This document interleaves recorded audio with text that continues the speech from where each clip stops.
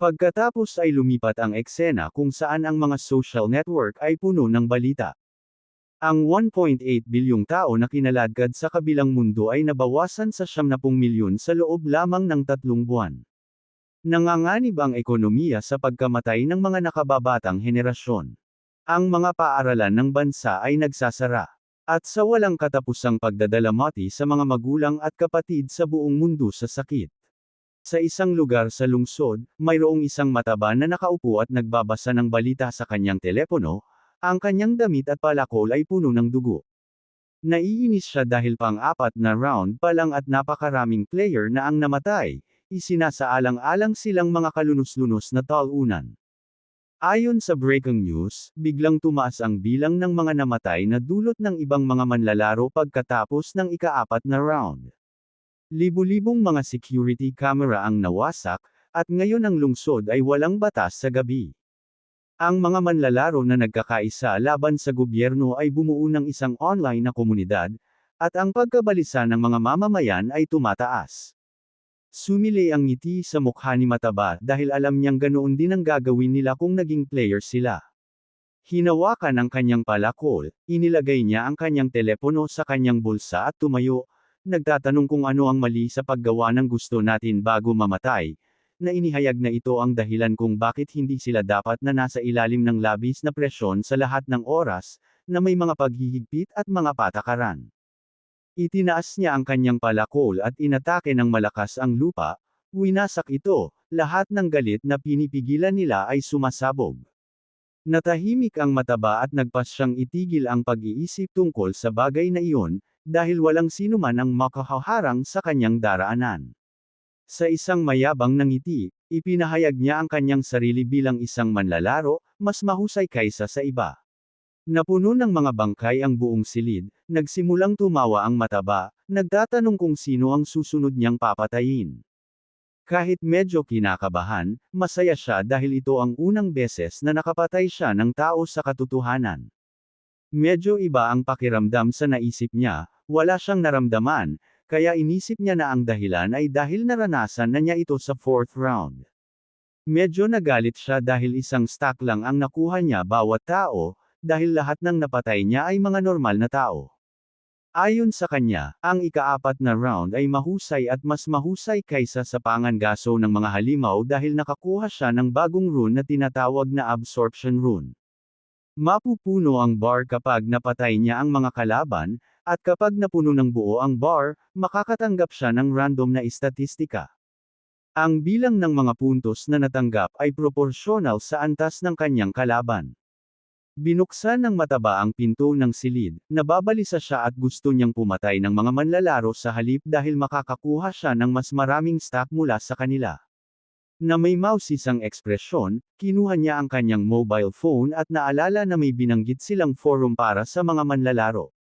Isang masasamang ngiti ang lumitaw nang pumasok sa isip niya ang ideya ng pagsali sa forum kasama ang mga manlalaro para pumatay ng iba dahil sa paraang iyon ay makakakuha siya ng mas maraming stack. Binuksan niya ang forum upang sumali sa forum ng mga manlalaro. Ito ang kauna-unahang online forum ng bansa upang tulungan ang mga manlalaro upang mabago nila ang mundo.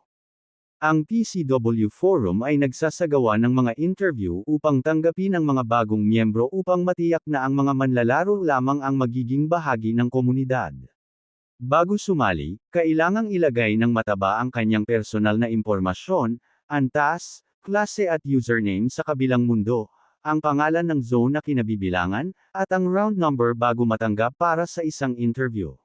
Medyo naiinis ang Mataba dahil sobrang higpit ng forum, hindi lang personal na impormasyon ang kailangan niyang i-reveal kundi kailangan din siyang ma-interview. Wala siyang ibang pagpipilian kaya pinunan niya ang form, dahil sa paraang ito lamang siya makakakilala ng mga manlalaro. Kumpiyansa siya na hindi iisipin ng ibang mga manlalaro na mayroong isang manlalaro doon na pumapatay sa ibang mga manlalaro. Kinabukasan, sumunod sa utos, dumating ang Mataba sa isang establishmento. Ayon sa mensahe ng interviewer, kailangan niyang pumunta sa Welcome Cafe sa Wabo, Namyang, pagsapit ng tanghali at maaaring magsuot ng kahit anong gusto niya. Pinagmasdan niya ang karatula ng kafe, ito ay tinatawag na welcome cafe. Nagsimula siyang mawala ng pasensya dahil ang lugar na ito ay nasa gitna ng kawalan kung saan wala man lang dumaan na mga bus. Nagpasya siyang itigil ang pag-iisip tungkol sa bagay na iyon at buksan ang pinto ng kafe. Iniisip na patayin ng interviewer kung kumilos ito na parang tulala. Ang loob ng kafe ay maluho at mas sophisticado kaysa sa inaakala ng mataba. Sa isa sa mga mesa ay may 2 taong nag-uusap. Ang isa sa kanila ay isang lalaking may berdeng buhok at ang isa naman ay nakasuot ng pink na hood, na tanging mga customer.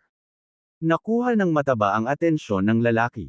Tumayo siya at nagtanong, "Ikaw ba ang dumating para sa interview para sa PCW?" Naglakad ang mataba papunta sa kanila at sinabing oo. Malumanay na tinanong ng interviewer kung ano ang kanyang username, na sinagot ng mataba, "Black Flame Dragon in Hand." Nagkamayan ang dalawa at nagpakilala ang lalaki bilang interviewer, at ang username niya ay myage30.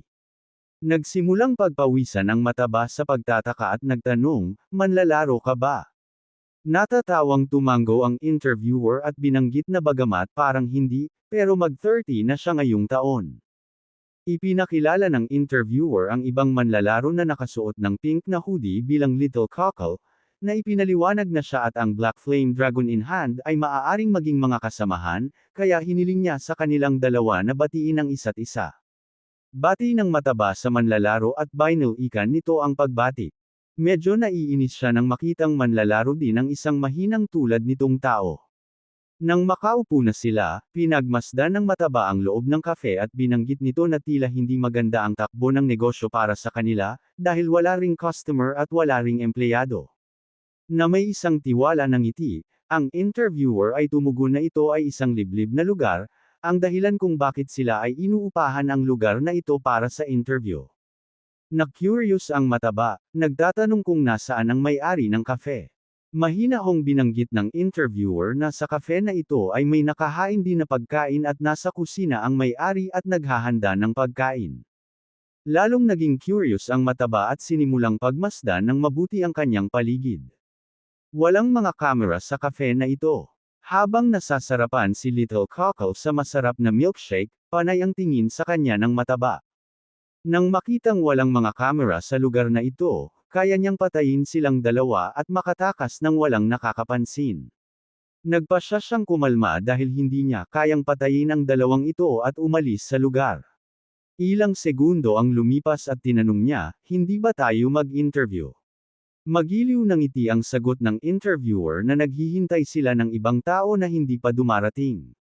Gagawin nila ang interview pagdating niya. Medyo nainis ang mataba nang malaman niyang may isa pa. Na may kalmadong tanong ng mataba kaya 3 tao ang i-interviewan. Sumagot naman ang interviewer na oo, medyo lumampas na sa ipinangakong oras, kaya maghintay pa tayo ng kaunti. Maya-maya lang, may lalaking may itim na buhok na nagsimulang lumapit sa kafe. Natuon ang atensyon ng interviewer sa kanya at sinabihan ang mataba na dumating na siya. Pumasok ang lalaki sa kafe. Tumayo ang interviewer at kinakabahang tinanong kung nandito siya para sa interview. Sumagot naman ang lalaki at tinanong ng interviewer kung ano ang kanyang username. Sumagot ang lalaki na ito ay Black Side.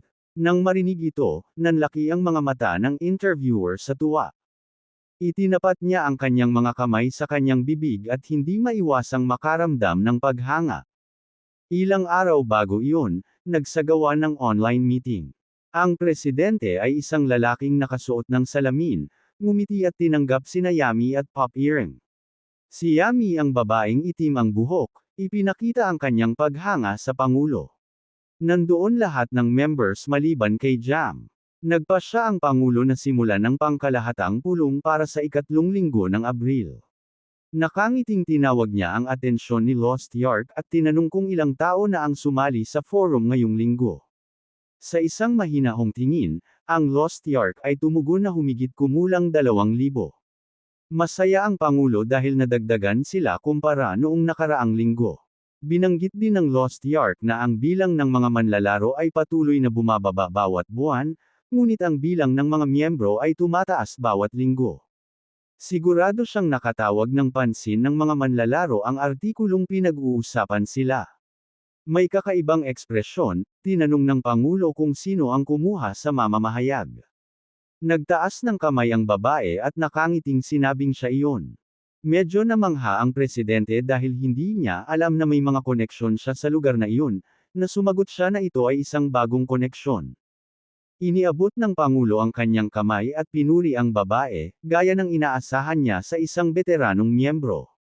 Tinawag niya ang atensyon ni Lost Yark at tinanong kung ilan sa 2,000 manlalaro ang tunay na sanay. Tumugon si Lost Yark na kung ibubukod nila ang mga manlalaro na walang klase at ang mga nasa ibaba ng level 10, mayroon silang humigit kumulang 1,200. Naging interesado ang Pangulo na malaman kung ilan ang talagang kapaki-pakinabang. Inayos ng lalaking may suot na kurbata ang kanyang salamin, binuksan ang kanyang tablet, at nagpas siyang magsalita tungkol dito. Habang nagbabrowse sa tablet, binanggit niya na ang isang natatanging manlalaro ay ang Black Flame Dragon in Hand. Isa siyang ordinaryong level 10 warrior, ngunit nakamit ang 3 pwesto sa kanyang zone. Alam ng Pangulo na upang makamit ang 3 pwesto, dapat siyang magkaroon ng isang mahusay na rune o nagsisinungaling.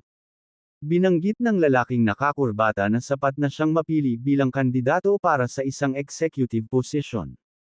Naisip ng Pangulo na tama siya at tinanong kung mayroon pang ibang kapaki-pakinabang na manlalaro.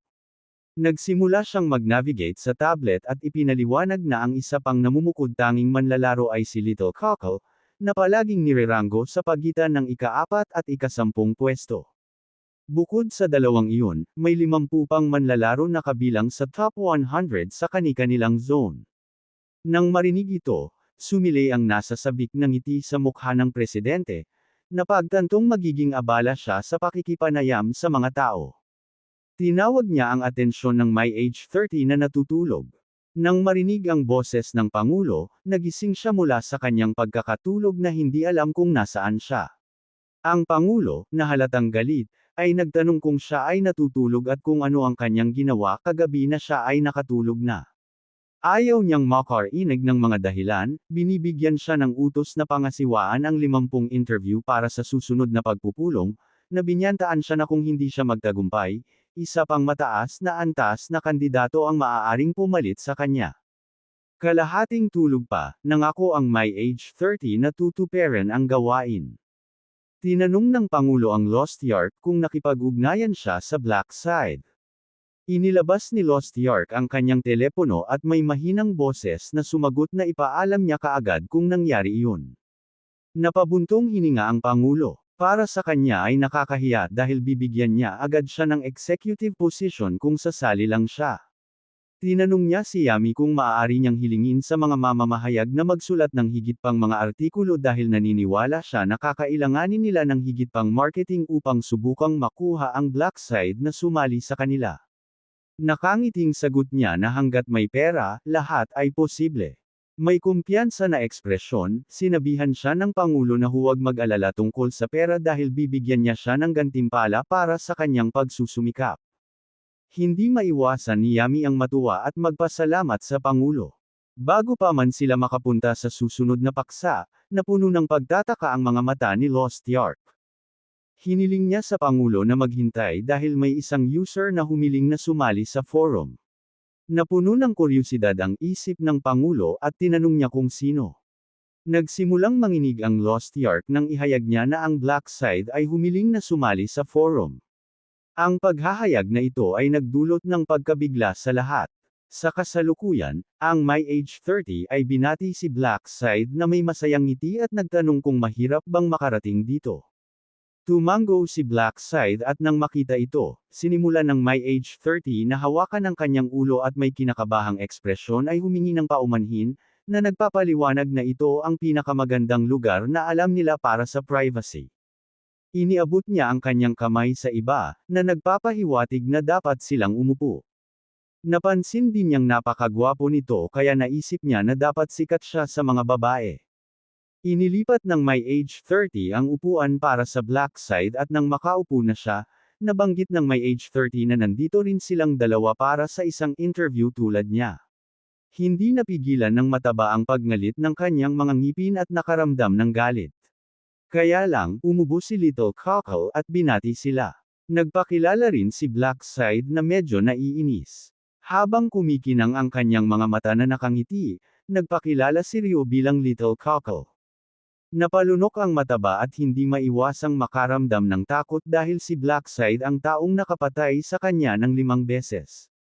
Naikuyom niya ang kamao, hindi niya napigil ang magalit. Gusto niyang itanong kung nagkita na ba sila sa totoong buhay at kung bakit nahuhumaling si Blackside sa pagpatay sa kanya. Nang mapansin ang ekspresyon ng mataba, tinanong ng interviewer kung may mali at kung hindi ba siya magpapakilala tulad ng iba. Ibinaba ang kanyang ulo, ipinakilala ng mataba ang kanyang sarili bilang Black Flame Dragon in hand. Si Blackside, na halatang galit, ay nagsimulang tumitig sa kanya ng tahimik. Nang makita ito ng mataba ay lalo siyang nagalit at pinagpawisan na parang baliw. Hindi siya makapaniwala na tumanggi si Blackside na sumagot sa kanya ng salita. Naisip ng mataba na kapag sinabi niya ang kanyang username, makikilala siya ng Blackside, ngunit ngayon ay napagtanto niya na hindi naaalala ng Blackside ang kanyang username, kahit na 5 beses na niya itong pinatay. Kalmadong sumimsam si Ryu sa kanyang milkshake, hindi sigurado kung siya ba ay mayabang. Nagpapanggap din siya pero manloloko talaga ang lalaking iyon. Ang tunay na username ng Blackside ay si Kukurubongbong, isang profesional na scammer na kinuha ang lahat ng uri ng mga Pokana upang punan ang kanyang mga bulsa. Ang taong ito ay hindi masyadong mahalaga sa sandaling ito, ngunit sa hinaharap, makakakuha siya ng isang cloning rune at magiging sikat. Well, mas sikat kaysa sikat, at iyon ay dahil ginamit niya ang rune para sa lahat ng uri ng krimen. Panay ang tingin ni Ryu sa kanya. Ito ay isang mapait na katotohanan kung saan kahit na ang mga kriminal ay nakakuha ng mga kapangyarihan mula sa ibang mundo, ngunit mabuti na si Ryu ay nakilala siya tulad ng binalak dahil balak niyang gamitin siya upang makuha ang cloning rune. Binuksan ng interviewer ang kanyang backpack at inilabas ang isang tablet. Ngayong nagpakilala na ang lahat, oras na para magsimula sa pamamagitan ng pagkumpirma ng kanilang personal na impormasyon. Nagpasya siyang magsimula kay Little Cockle. Sa kalmadong tingin, sinabi niyang Kim Sung-hyun ang pangalan niya. 20 years old siya at katatapos lang ng high school kaya wala pa siyang trabaho. Sinimulang suriin ng interviewer ang personal na impormasyon ni Ryu at, na may seryosong ekspresyon, tinanong kung siya ay isang level 13 assassin at kung naabot niya ang ika-4 na pwesto sa mga rangkang ng kanyang zone. Tumugon si Ryu ng oo. Nagsimulang magningning ang mga mata niya dahil kasinungalingan ang lahat maliban sa username. Ang Little Cockle ay isang aktwal na username na umiiral. Sa madaling salita, nagpapanggap siya sa ibang tao. Wala siyang pagpipilian kundi gawin ito dahil kinakailangan upang matugunan ang mga kondisyon at makuha ang cloning rune. Kinakailangan ka ng cloning rune na gumawa ng pagpatay sa lokasyon kung saan nakatago ang rune habang nagpapanggap na ibang tao. Kalmado si Blackside. Noong nakaraan, ang bastard na ito ay nakagawa ng pagpatay habang ginagaya si Ryu at nakuha ang cloning rune. Nakangiting bumaling ang interviewer kay mataba at sinabing siya na ang susunod. Nagpakilala ang mataba, Sim Hong Taek daw ang pangalan. Siya ay 16 na taong gulang at isang high school student. Si my age 30 ay nagsimulang ngumiti at binanggit na ang mataba ang pinakabata dito. Sinimulan ni Ryu ang pagtimpla ng milkshake, panay ang tingin niya sa interviewer. Alam niyang bulok na bulok ang mataba, iniisip kung titingnan pa rin siya ni my age 30 kung alam niyang pinatay ng mataba ang kanyang mga kaklase, bagay na hinding-hindi magagawa ng isang ordinaryong estudyante. Si my age 30 ay nagtanong kung totoo ba na siya ay isang level 10 na warrior at minsan ay umabot sa 3 pwesto sa kanyang zone. Malakas na hinampas ng mataba ang mesa at, medyo galit, tinanong kung sa tingin nila ay nagsisinungaling siya. Medyo kinabahan ng interviewer at humingi ng paumanhin sa pagkakasala sa kanya, ipinaliwanag na bahagi lamang ito ng proseso. Si Blackside naman, sa isang mapagmataas na ekspresyon, ipinakilala niya ang kanyang sarili bilang Kim In-hong, 28 taong gulang, isang fund manager. Sinabi niya na hindi pa siya natalo sa unang pwesto sa kanyang zone at nasa level 30 siya. May kumpiyansa, inisip niya na alam na nila na ang kanyang klase ay Grim Reaper at nagtanong, ano pa ang kailangan mong kumpirmahin? Si My Age 30 ay medyo kinabahan at, na may pilit ng ngiti, sinabing wala ng mga katanungan pa. Si Ryu, na kumakain ng strawberry noong mga oras na iyon, ay nagsimulang tumitig kay Kim In-hong. Alam niyang nagsisinungaling ang bastos na ito. Hindi siya fund manager kundi isang fraud manager. Ngayon ay binalak niyang gamitin ang username na Blackside para humiram ng pera sa ibang mga manlalaro. Inilagay ng interviewer ang tablet sa mesa at, pagkatapos kumpirmahin ang kanilang pagkakakilanlan, ipinaliwanag na oras na upang simulan ang interview. Gusto niyang malaman kung bakit gusto nilang sumali sa PCW, simula kay Ryu. Nang may kaba, ipinaliwanag ni Ryu na delikado ang mundo ngayon at natatakot siyang lumabas mag-isa. Dahil dito, naisip niya na masarap makasama ang ibang mga manlalaro. Tapos ang mataba naman. Kinabahan siya dahil hindi niya masabi na nandoon siya para pumatay ng mga manlalaro. Naikuyom niya ang kanyang mga kamao at sinabing nandoon siya para sa parehong dahilan ni Ryu, na ipinaliwanag na hindi siya maaaring pumasok sa paaralan at nag-aalala tungkol sa susunod na round. Bumaling si My Age 30 kay Kim In-hong at tinanong kung bakit gusto niyang sumali sa PCW. Sa mayabang na ekspresyon, sumagot si Kim na nag-sign up siya dahil nakita niyang mayroong isang forum. Ginawa niya iyon dahil lang sa kuryosidad. Nang marinig ito, nagsimulang magpakita ng nerbyosong ngiti ang interviewer. Hindi nagtagal at napagtanto ni Ryu na isa pala itong free pass, anuman ang sinabi ni Blackside. Si My Age 30 ay pinagsalikop ang kanyang mga kamay at binanggit na ang lahat ay nagbigay ng medyo kasiya siyang mga sagot. Isang masasamang ngiti ang lumitaw sa kanyang mukha nang ihayag niya na ang huling bahagi ng interview ay ang pumatay ng ibang tao, at sa pamamagitan lamang nito makakapasa sila sa huling yugto ng interview. Si Ryu, malinaw na nagpapanggap, ay nagsimulang magpakita ng pag-aalala at takot. Si My Age 30 ay nahulog dito at, na may seryosong ekspresyon, nagpa siya na tulungan si Ryu na maunawaan. Iniabot niya ang kanyang mga kamay at ibinunyag na sinimulan na ng gobyerno na i-regulate ang mga manlalaro at tinalikuran sila dahil natatakot sila sa kanilang pagiging mas makapangyarihan. Kinuyam niya ang kanyang mga kamao ng buong kumpiyansa, na nagsasabi na sa lalong madaling panahon sila, ang mga manlalaro, ay mangibabaw sa mundo. Ang mundong ito ay magiging katotohanan ng mas maaga kung lahat sila ay magtutulungan. Na may masamang ngiti, nilinaw niya na hindi nila kailangang itali sa mga batas. Kailangan nilang ipakita sa gobyerno na ang mga manlalaro ay ang batas, lumalaban sa mga regulasyon ng gobyerno. Natakot si Ryu, napagtanto na ito ang dahilan kung bakit kailangan nilang pumatay. Kinumpirma ito ng interviewer, ipinaliwanag na kailangan nilang ipakita ang kanilang kalooban sa gobyerno at patunayan na hindi sila makokontrol ng mga batas. Nanatiling tahimik sina Kim In-hong at Sim Hong-taek. Pinagsalikop ng interviewer ang kanyang mga kamay at tinanong kung naiintindihan na ni Ryu ngayon.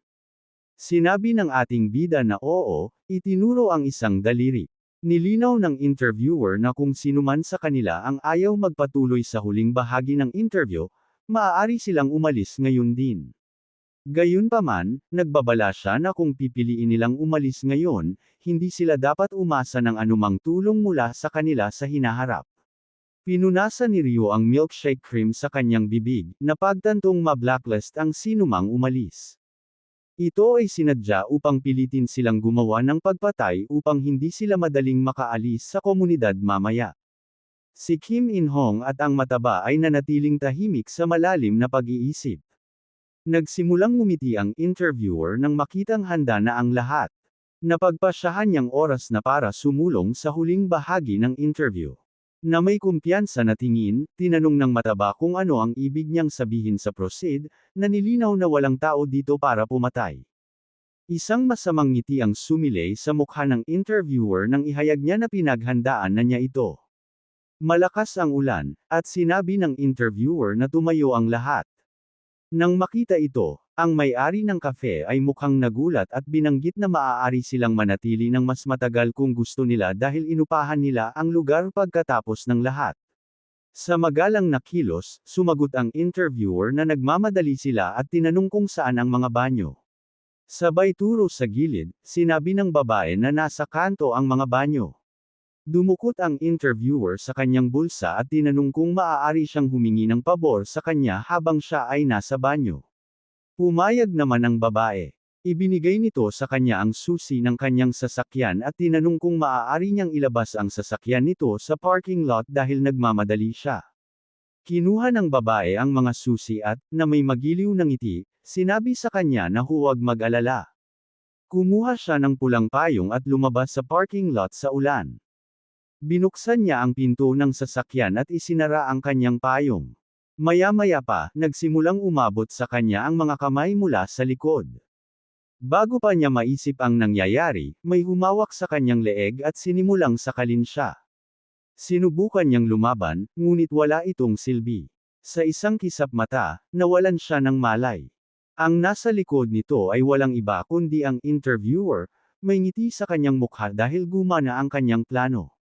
Nabigla ang mataba at Ryu. Tinanong ng ating bida kung dapat nila siyang patayin ngayon, at tinanong ng mataba kung bakit siya iyon. Ipinasok ng interviewer ang babae sa loob ng kotse at tinanong kung ano ang kanilang ginagawa, pagkatapos ay inutusan silang sumakay sa kotse. Bumagsak ang mga patak ng ulan mula sa kamay ng babae. Ang mataba ay tila naiinis, habang si Ryu, na nagpapakita ng pag-aalala, ay nagpahayag na kailangan nilang patayin ang may-ari ng kafe. Ang interviewer ay nagsimulang magmaneho ng sasakyan sa gitna ng ulan hanggang sa makarating sila sa isang gusali na malayo sa lungsod. Bumaba ang lahat sa sasakyan, at binanggit ng interviewer, na karga-karga ang katawan ng babae sa kanyang mga balikat, na dito gaganapin ang huling bahagi ng interview. Pumasok sila sa building na tila walang tao. Inilagay ng interviewer ang katawan ng babae sa sahig at malamig na tinanong kung sino ang papatay sa kanya. Nilingan niya si Kim In-hong at nakangiting tinanong kung gusto niya itong gawin.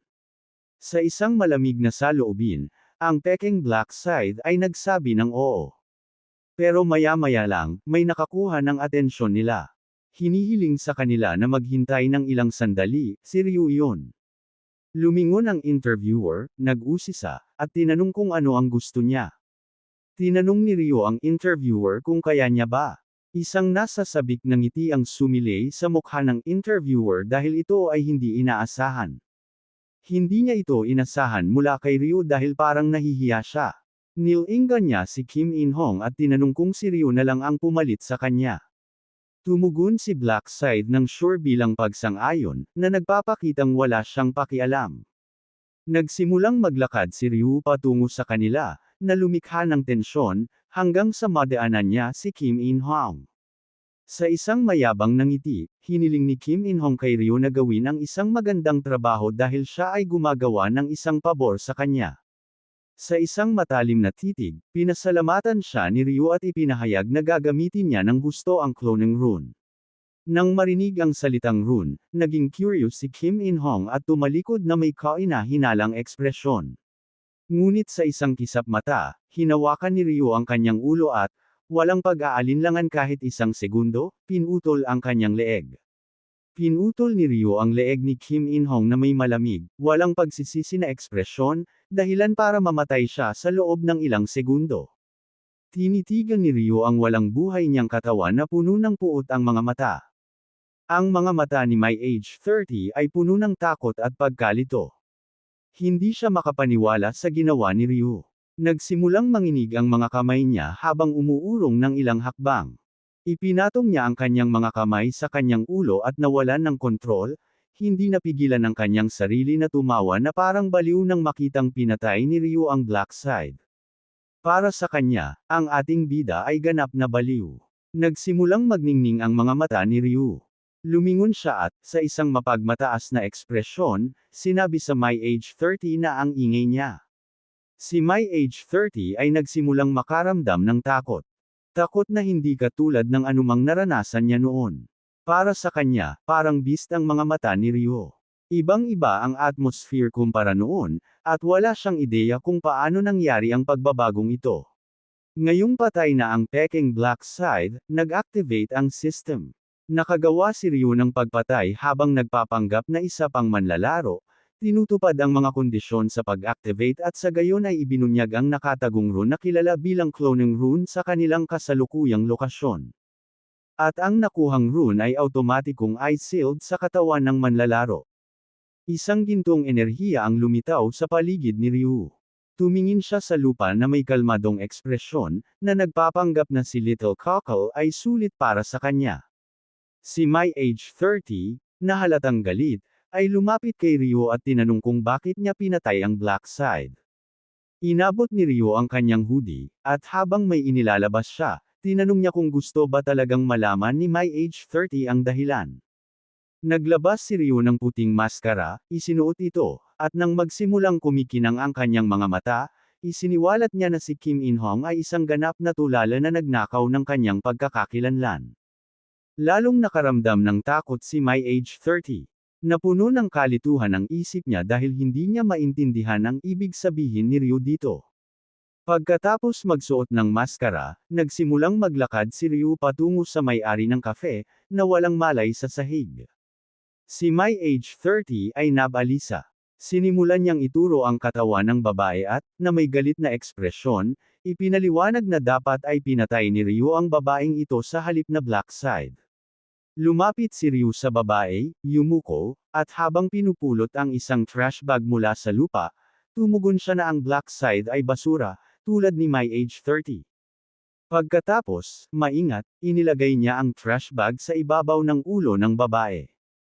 Naikuyom ni My Age 30 ang kanyang kamao at, na may galit na galit, hiniling na malaman kung ano ang sinabi ni Ryu, nang ahas siyang ulitin iyon. Matapos ilagay ang trash bag sa ulo ng may-ari ng kafe, tumayo si Ryu nang walang sinasabi ni isang salita. Nagsimulang magningning sa puot ang mga mata ni My Age 30 habang inilalabas niya ang kanyang sandata, dahilan upang lumitaw ang isang malakas na gintong espada sa kanyang kamay. Nang makita ito, inabot ni Ryu at sinimulang ipatawag ang kanyang sandata, gumawa ng isang madilim na enerhiya na nahubog at nag-transform dito. Natuon ang atensyon ni My Age 30 dito kaya medyo nataranta at nagulat siya. Inilabas ni Ryu ang kanyang side, lumingon sa kanya, at sa isang matalim na tingin, inulit muli na ang My Age 30 at Kim In-hong ay basura. Si My Age 30 ay napalunok, at ang kanyang mga mata ay nanlaki sa takot. Nagsimula siyang pagpawisan nang makitang side ang pangunahing sandata ni Ryu. Hindi pa siya nakakita ng isang manlalaro na may ganitong kalaking side dati. Si Ryu, na nakapatong ang side sa kanyang balikat, ay tahimik na pinagmamasdan siya. Nalaglag ang panga ni My Age 30, at mas lalong nanlaki ang kanyang mga mata sa takot nang maalala niyang iisa lang ang player na gumamit ng napakalaking side bilang kanilang pangunahing sandata.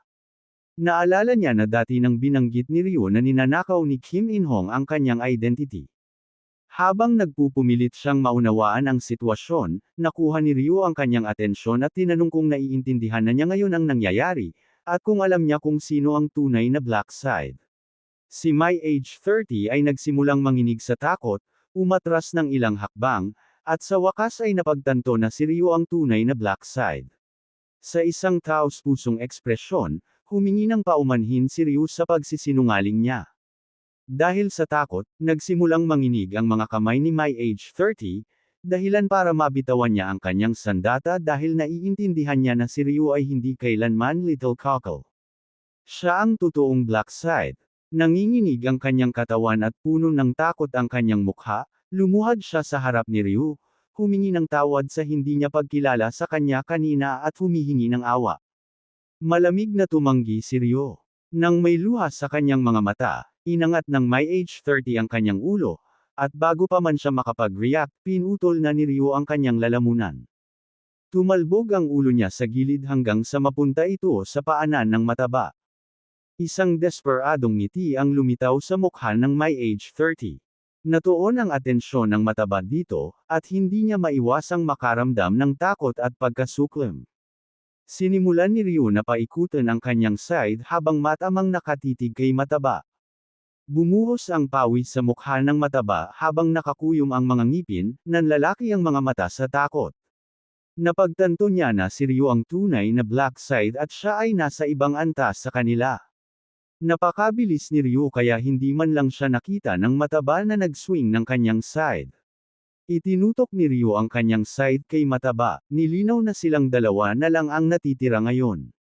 Tinanong niya ang mataba kung ano ang masasabi niya sa kung ano ang gagawin ni Ryu ngayon. Sa malamig na titig, nagpasya siyang bigyan ng oras ang mataba para sabihin ang anumang huling salita, kung mayroon man. Naikuyom ng mataba ang kanyang mga kamao, at nagsimulang manginig ang kanyang buong katawan. Hindi siya magsasabi ng isang bagay na halatang namamaalamo sa kanyang buhay, ngunit may isang bagay na nais niyang itanong kung sakaling magkaroon siya ng pagkakataon. Sinimulan siyang pagmasdan ni Ryu at mabilis niyang napagtanto na gustong malaman ng mataba kung bakit siya pinatay ng 5 beses sa ika-4 na round. Nanlaki ang mga mata ng mataba sa pagtataka dahil ito naman talaga ang gusto niyang itanong kay Ryu. Sa seryosong tono, sinabi ni Ryu na simple lang ang dahilan. Nakita niya ang mataba bilang karibal niya. Nang marinig ito, napuno ng kalituhan ang isip ng mataba, at nagtanong siya, bakit ako? Nagniningning ang mga mata ni Ryu ng sinseridad habang ipinapaliwanag niya na tila ang mataba ang pinakasanay sa lahat ng naroon. Kinailangan niyang alisin ang anumang potensyal na karibal. Nakatitig ang mataba, tahimik na pinagmamasdan si Ryu. Tinanong ng ating bida kung may iba pa siyang gustong itanong sa kanya. Walang sinabi ang mataba, at pagkatapos ay tinanong ni Ryu kung handa na ba siyang mamatay. Pero noon lang, nagtanong ang mataba kung pwede siyang magtanong ng isang huling tanong. Binigyan siya ni Ryu ng pahintulot, at tinanong ng mataba kung bakit niya ito papatayin. Sa titig na puno ng puot, sinagot ni Ryu na basura lang ang mataba tulad ng iba dahil naparito rin siya para patayin ang babaeng iyon. Ipinatong ng mataba ang kanyang kamay sa kanyang dibdib at habang hingal na hingal ay sinabi niyang wala siyang kinalaman dahil wala pa siyang ginagawa. Ibinaba ni Ryu ang kanyang side at tumahimik ng ilang minuto, malalim ang iniisip. Naniniwala siyang walang ginawang masama ang mataba kaya napagdesisyonan niyang bigyan siya ng pagkakataon. Nang marinig ito, napuno ng saya ang mga mata ng mataba, at sumili ang ngiti sa kanyang mukha. Marahang tinapik ni Ryu ang lupa gamit ang dulo ng kanyang side, pagkatapos ay bumaling kay mataba na may seryosong ekspresyon at sinabing bilang kapalit, kailangang ibigay sa kanya ng mataba ang lahat ng pag-aari niya. Kasunod ng utos ni Ryu, inilagay ng mataba ang lahat ng gamit ng manlalaro sa lupa, kasama ang kanyang palakol, pana, damit, potion, at rune. Ang lahat ay lubos na kapaki-pakinabang. Nanlaki ang mga mata ni Ryu sa tuwa dahil sa pagbebenta ng lahat ng mga bagay na ito sa shop, maaari siyang kumita ng humigit kumulang 2,000 gold coins. Sinimulan ng mataba na hawakan ang kanyang ulo at, sa isang taos-pusong tingin, sinabi na ito lamang ang mayroon siya, na nanunumpa na wala siyang iba. Yumuko si Ryu at dinampot muna ang 2 rune, hindi raw siya nagdududa. Ipinatong ng mataba ang kanyang mga kamay sa kanyang tiyan at tinanong kung wala na bang ibang kukunin si Ryu. Inimbak ni Ryu ang mga rune sa inventaryo ng system at ipinaliwanag na dahil wala siyang gamit para sa iba pang mga item, maaaring itago ng mataba ang mga ito. Nang marinig ito, nagpasalamat ang mataba. Walang pagdadalawang isip, sinimulan niyang kolektahin ang natitirang mga gamit habang tahimik na pinagmamasdan siya ni Ryu. Ang totoo ay hindi man lang naibenta ni Ryu ang mga bagay na iyon sa shop. Iniimbak ng mataba ang lahat ng kanyang mga gamit sa inventaryo ng system, pagkatapos ay bumaling kay Ryu na may nerbiyos na ekspresyon at tinanong kung talagang hahayaan siya ni Ryu na mabuhay tulad ng kanyang ipinangako. Tumango si Ryu, sinabi na ang isang pangako ay isang pangako. Nang marinig ito, nagulat ang mataba at nagsimulang yumuko ang kanyang ulo kay Ryu, taos-pusong nagpasalamat sa kanya mula sa kaibuturan ng kanyang puso. Nagsimulang mapagod si Ryu at sinabihan siyang huminto dahil sumosobra na siya. Sinipa niya ang bangkay ni Mai age 30 at sinabihan ng mataba na kumilos na siya mula ngayon. Pagkatapos, binigyan niya siya ng pahintulot na gawin ang anumang gusto niya sa mga katawan. Yumuko si Ryu sa tabi ng katawan ng babae at, na may seryosong ekspresyon, nagpas siyang isama siya. Binuhat siya nito sa kanyang mga balikat at nagsimulang maglakad patungo sa labasan. Si Black Flame Dragon in hand, na gustong tumulong, ay nag-alok na tulungan siya, ngunit tumanggi si Ryu dahil wala siyang tiwala sa kanya at inutusan siyang umalis. Habang dahan-daang binuhat ni Ryu ang katawan ng babae patungo sa labasan, tahimik na nakamasid ang mataba.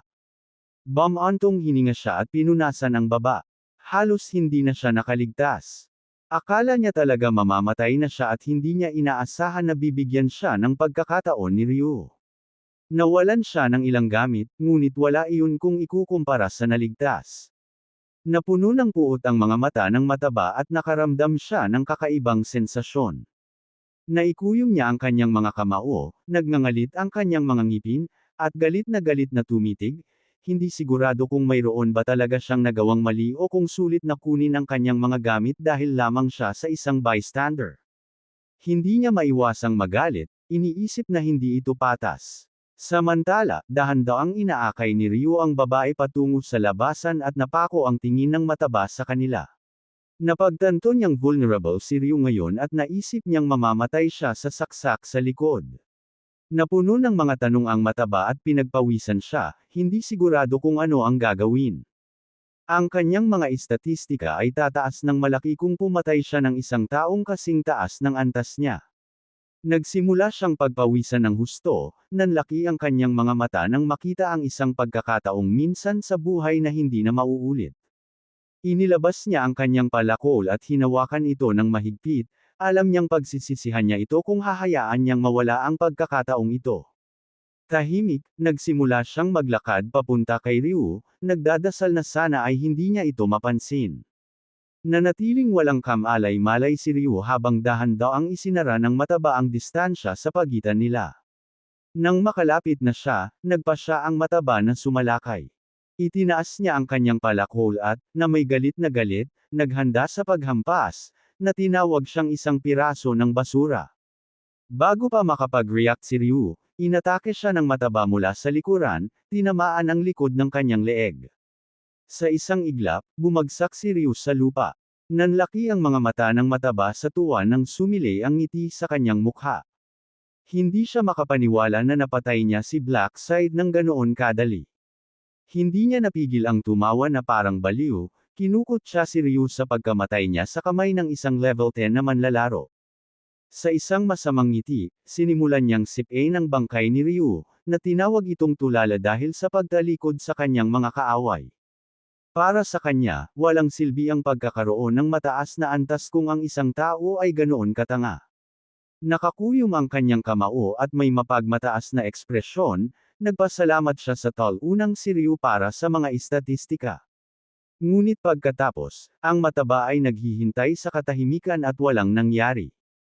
Natarante siya dahil dapat ay nakatanggap siya ng abiso na dumami ang kanyang mga stock. Bumakas ang takot sa mukha ng mataba, pinagpawisan siya ng mapagtantong wala siyang ideya sa nangyayari. Lumitaw si Ryu sa likod niya at, na may nakamamatay na tingin, tinanong kung ano ang iniisip ng mataba na nangyayari. Sa sandaling marinig niya ang boses ni Ryu, nagbago ang ekspresyon ng mataba, nawala ang kanyang mayabang na ngiti, at napalitan ng takot nang mapagtanto niyang nagulo siya.